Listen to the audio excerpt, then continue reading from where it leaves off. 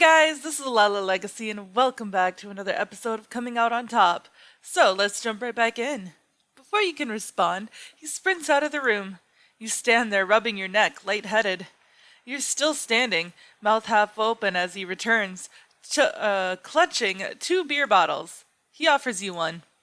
Let's celebrate. Well, I suppose one couldn't hurt. You clink bottles and drink up. It's tough to focus on the next assignment. Brad's giddy and distracted, while his earlier wrestling hold has left you feeling heady and aroused. You don't know if it's the beer or your imagination, but he seems to be looking at you instead of his books. Your eyes meet more than once. The third time it happens, you lose your train of thought and stare back at him, your brain utter mush. You okay? His voice is low, quiet. You can hear yourself breathing. Yeah, you could just hold me down and shove my face in your armpit. Or can you just hold me down and shove my face in your armpit again? You clear your throat. Sorry, I'm just out of it right now. Me too. Maybe we should reschedule this. He grins and stretches, offering you a glimpse of his abs and his belly button as he scratches a spot on his stomach. Huh, looks like Daisy's sending me something again. Another photo, huh? Brad hunches over his laptop and clicks. Not a photo, a link. She's got her own site if you can believe it. Damn, it has video. We deserve a break, right? He finishes his beer. You curious? I am. He clicks on something. A video starts to play on the screen. It appears to be Daisy seated on the edge of a bed, smiling at the camera. Whoa, she's like practically naked. Practically. And now literally naked. The room becomes silent as she rolls onto her back. With one hand, she grabs her breast, massaging it like a baker kneading wet dough. You sit there listening to her sighs. You cough awkwardly. Well, hang on. I'm gonna go grab another cold one. Brad bolts out of the room. You sit there, wondering if you should excuse yourself and go home. Your eyes idly wander over to his laptop screen. You see a smaller icon in the corner. Its label reads birthday suit.jpg, JPEG. What's this? Let's not be a creeperino. Continue to obediently stare at the naked girl instead. Daisy stares at you in her state of suspended animation. You're persistent, I'll give you that. But he's not into you, so back off. Her lust-filled expression looks so corny. You mimic it, grabbing your man-tit to complete the effect. Pound me, you big bad man. Make me hurt, make me suffer, make me fuck your toy. Make me your what? You hear Brad's voice behind you as he enters the room. You let go of your chest in panic. Oh, nothing. Just looking at this naked woman and getting super hard. Brad resumes the video. Daisy fingers herself, building up to a climax as she writhes on her bed.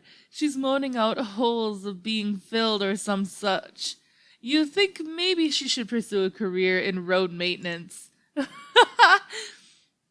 You decide to sneak a peek at Brad as inconspicuously as possible. You think you detect the formidable outline of a hard-on forming underneath his shorts. He shoots you a glance. You're mortified as your eyes meet, but you can't look away.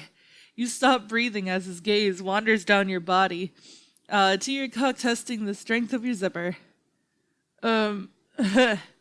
Daisy grabs a toy from the nightstand, which she begins to insert into her ass. Maybe it's a dildo. It could be a Fabergé egg for all you know. Being that your eyes are locked on each other now, neither of you paying attention to the video. You glance at Brad's bulge again. Jesus, did it just get bigger? I'm gonna go to the bathroom and take care of this. I'll be right back. Sure. Go for it. Brad gives you a glance before he disappears into the bathroom.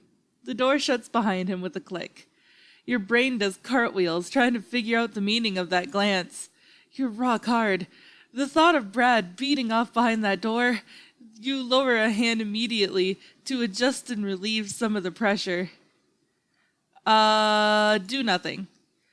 Taking a deep breath, you try to relax, your boner slowly deflating as you watch Daisy on screen shoving the dildo further up her ass.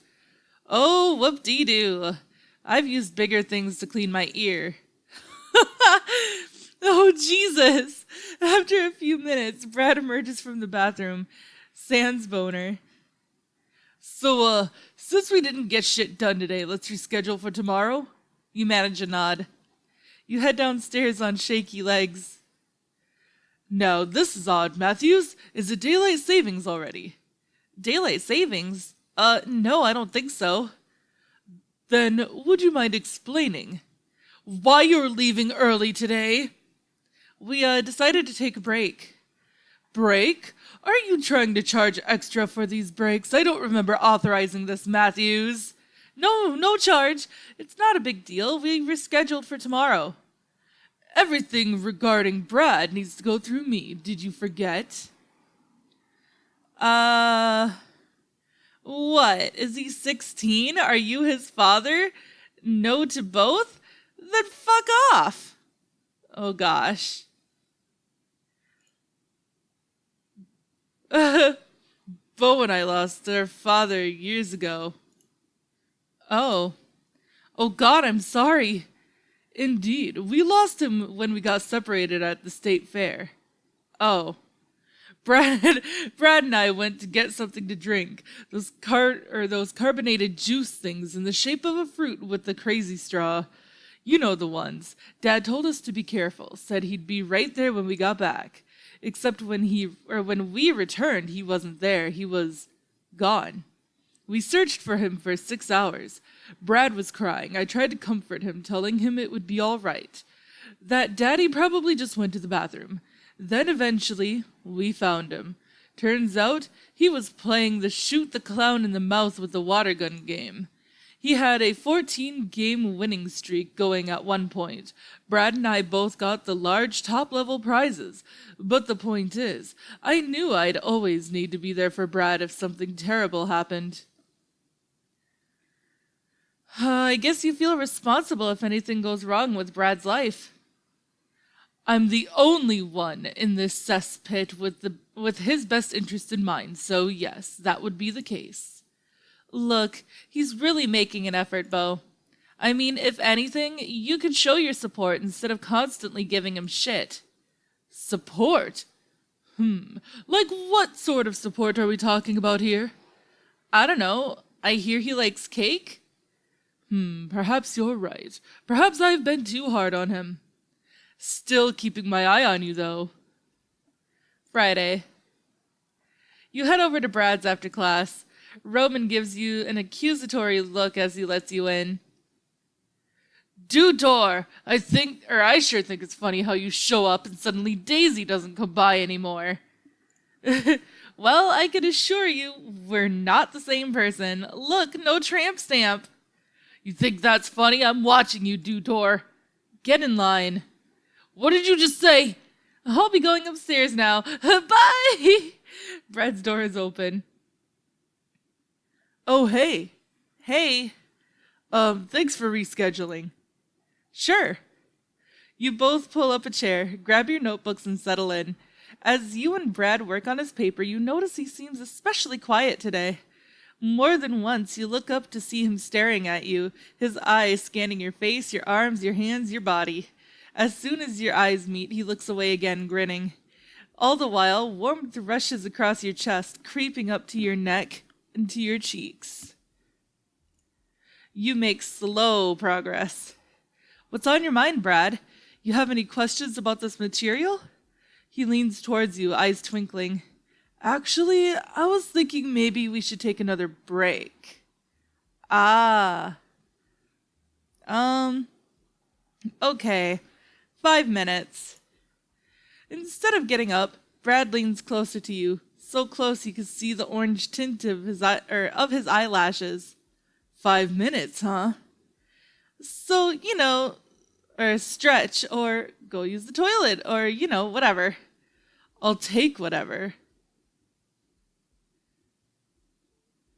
Oh My. Before you could process what's happening, he brings his face towards yours and kisses you. As you murmur in surprise, his hand cradles the back of your head as his mouth meets yours, your breaths warm and mingling.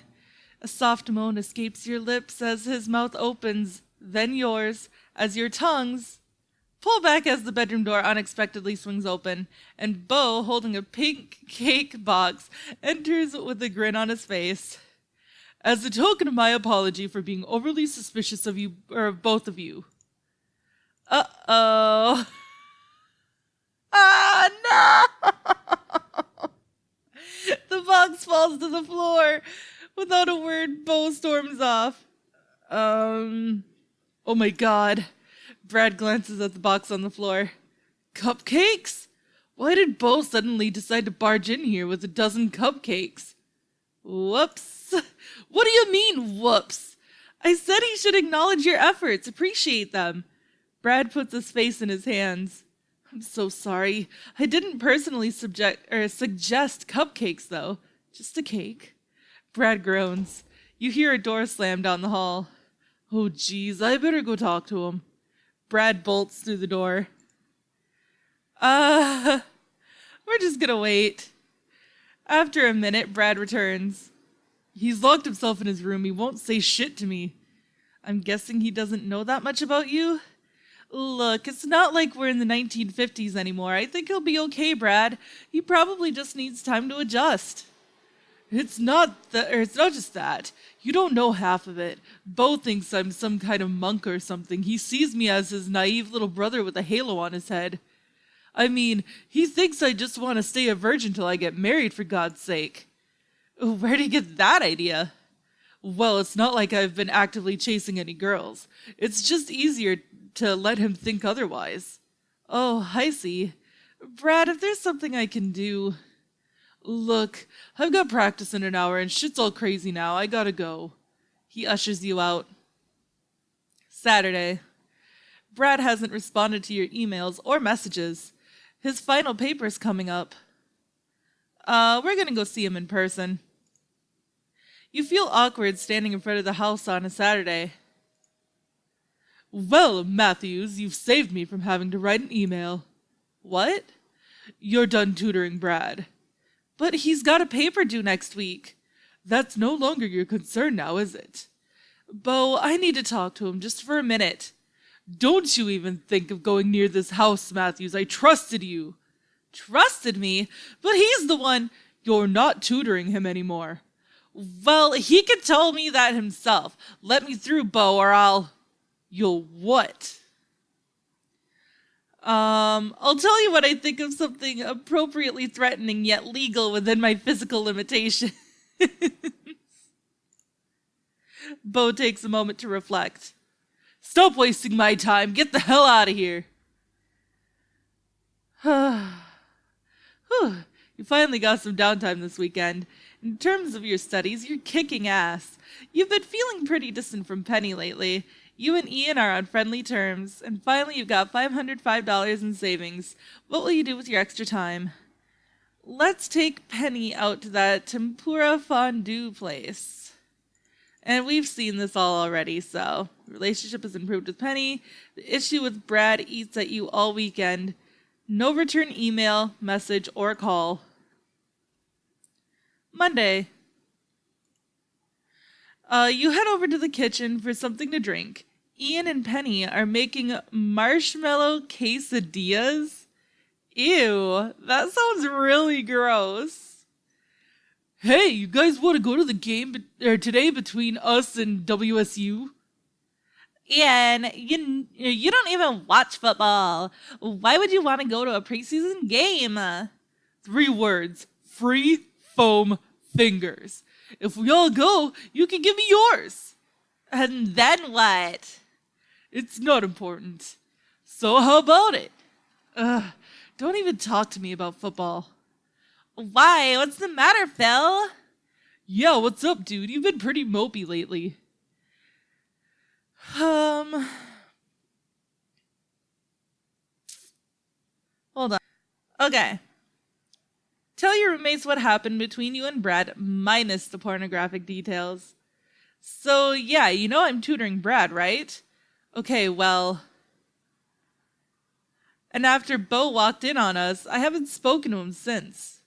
Wow, sorry to hear that, Phil. That sucks. But I bet it's pretty complicated getting involved with someone with all this baggage.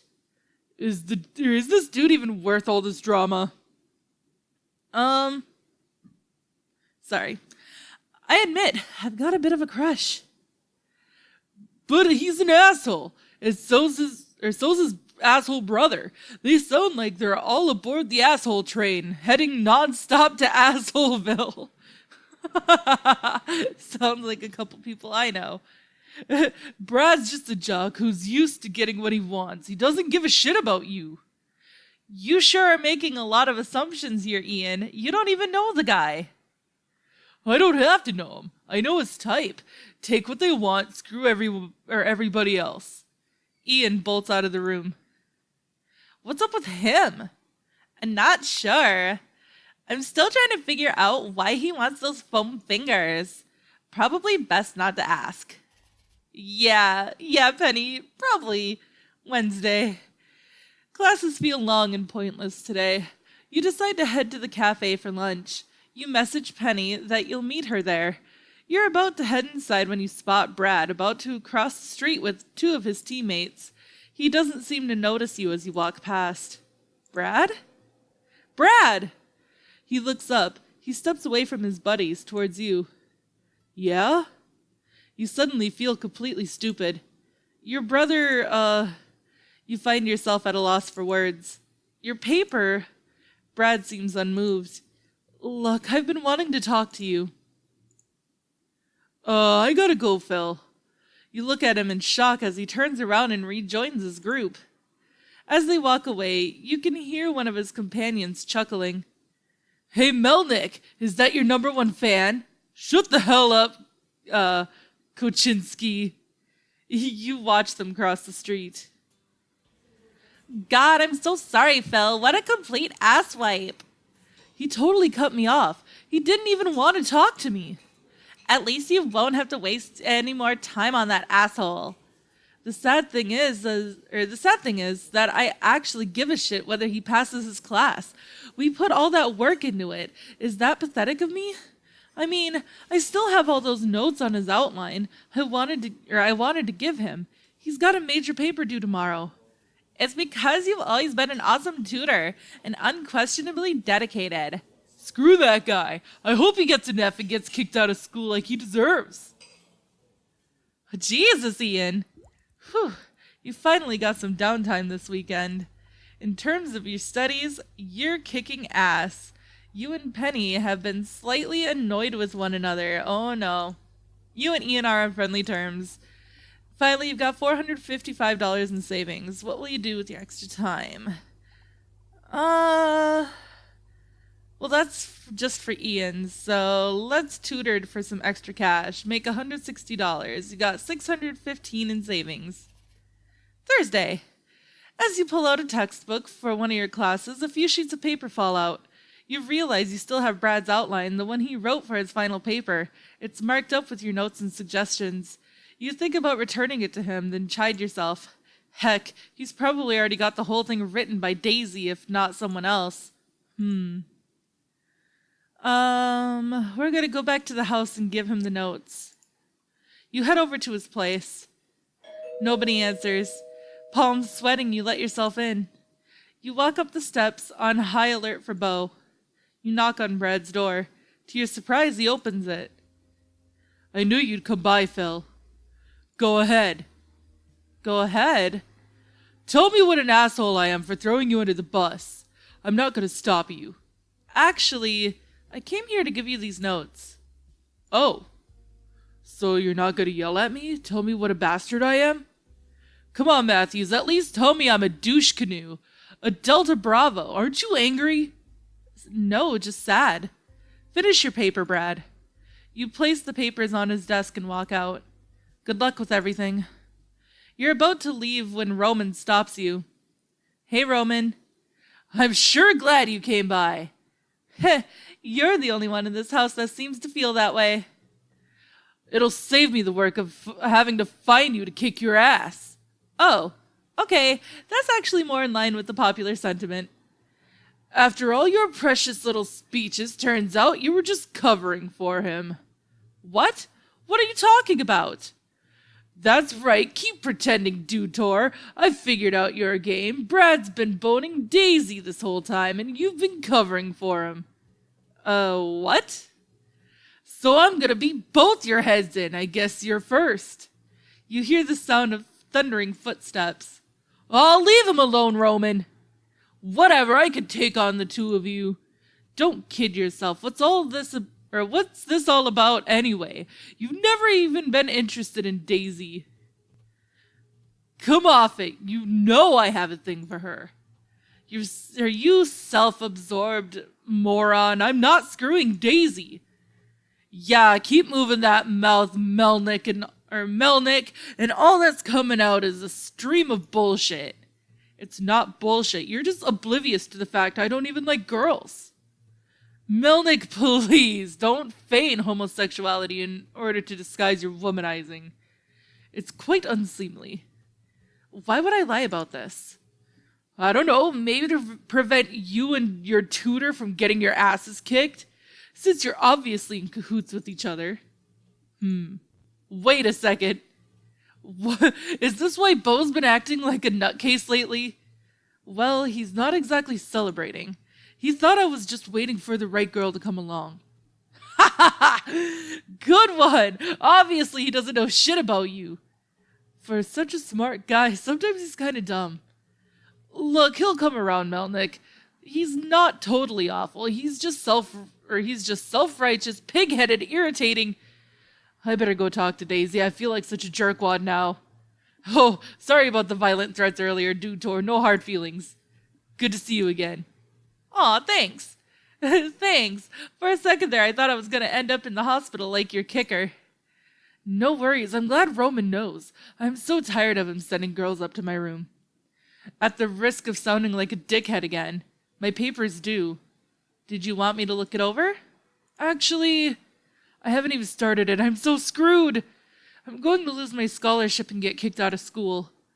When do you have to turn it in? 8 a.m. tomorrow. Shit, it's 15 pages, isn't it? I'm so freaking fucked! I know I should have gotten it done, but all this crap was going on. Maybe you could pull an all-nighter and finish it. But whatever I write's gonna be awful. But I actually have to stop it here. I am all out of time for this episode, guys. So, if you liked it, please give it a big thumbs up down below. And if you haven't already, subscribe. By subscribing, you're becoming part of a legacy. I love you guys so much, and I will see you in the next video. Bye-bye!